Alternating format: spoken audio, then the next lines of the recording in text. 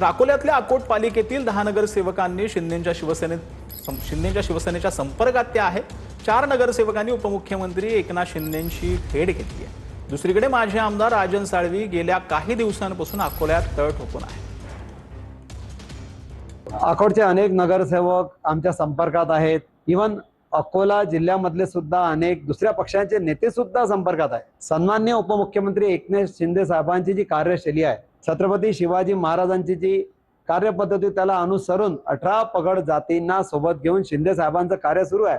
आज आपण बघतो परभणी आणि हिंगोली या विधान परिषदेमध्ये सुद्धा उमेदवारी देताना अल्पसंख्याक समाजाचा विचार, सईद खानचा विचार शिंदे साहेबांनी केलेला आहे आणि म्हणून पुढे भविष्यामध्ये अनेक नगरसेवक येतील, त्यांना आम्ही सन्मानपूर्वक आमच्या पक्षात प्रवेश देऊ। तर इंधन टंचाईच्या पार्श्वभूमीवर भारतानं नवीन प्रकल्प जाहीर केली आहे। गुजरात ते ओमान थेट समुद्राखालून गॅस पाईपलाईन टाकण्याचा प्रकल्प आहे। तब्बल 40,000 कोटी रुपयांचा खर्च अपेक्षित आहे।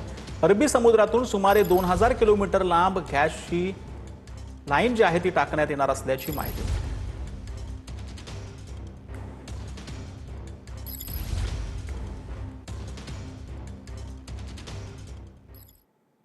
तर येत्या 2 ते 3 दिवसांमध्ये मान्सून कोकणासह पश्चिम महाराष्ट्रात हजेरी लावणार आहे। मान्सूनची वाटचाल नेमकी कशी राहील पाहुयात या संदर्भातला हा स्पेशल रिपोर्ट। लेट झालेला मान्सून अखेर पुढच्या 2 ते 3 दिवसात राज्याच्या काही भागात दाखल होणार असल्याचं हवामान विभागानं सांगितलंय। कुठे कधी पावसाची शक्यता आहे त्यावर एक नजर टाकूया। कोकण विभाग, रत्नागिरी आणि सिंधुदुर्गमध्ये 10 जूनला पावसाची शक्यता आहे। मुंबई, ठाणे, रायगड आणि पालघरमध्ये 11 जूनला पावसाची शक्यता आहे। तर तिकडे पश्चिम महाराष्ट्र आणि मध्य महाराष्ट्रामध्ये कोल्हापूर, सातारा, पुणे या ठिकाणी 10 जूनला पावसाची शक्यता आहे। अहिल्यानगरमध्ये 12 जूनला पावसाची शक्यता आहे। खानदेशमध्ये जळगाव, नाशिक आणि धुळे या ठिकाणी 11 ते 18 जून पावसाची शक्यता वर्तवण्यात आली आहे। मराठवाड्यात छत्रपती संभाजीनगर, परभणी, बीड आणि लातूर या ठिकाणी 12 ते 15 जून दरम्यान पावसाची शक्यता आहे। विदर्भामध्ये नागपूरसह आसपासच्या परिसरात 15 ते 16 जून पावसाची शक्यता वर्तवण्यात आली आहे। रत्नागिरी, सिंधुदुर्ग, कोल्हापूर जिल्ह्यांमध्ये जोरदार सरींची तसेच उर्वरित राज्यामध्ये वादळी पावसाची शक्यता असून येलो अलर्ट देण्यात आलाय। चंद्रपूर जिल्ह्यामध्ये उष्ण लाटेचा तर पालघर जिल्ह्यामध्ये उष्ण आणि दमट हवामानाचा इशारा देण्यात आलाय।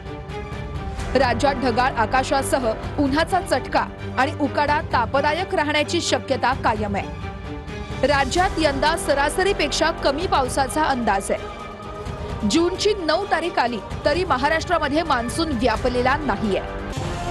तर याआधी मुख्यमंत्री फडणवीसांनी शेतकऱ्यांना पेरणीची घाई न करण्याचं आवाहन केलंय।